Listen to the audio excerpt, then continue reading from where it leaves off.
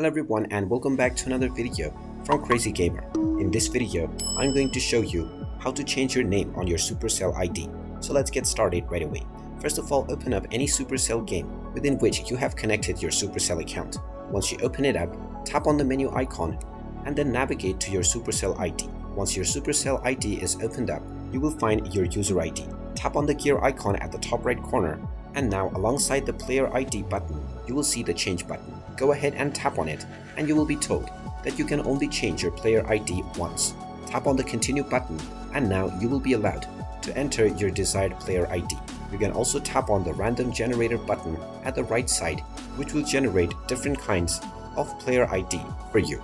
Tap on the save button once you are satisfied with your player ID, and then your Supercell ID name will be changed right away. Make sure you choose the one that you are comfortable with, as this is the only one time you will be allowed to change it. And there you have it. That is how easy it is to change your Supercell ID name. If you find this video helpful, make sure you hit that like button and subscribe to our channel if you haven't done so already. Also ring that notification bell to never miss another update from us. Thank you for watching, and I will see you again in the next video.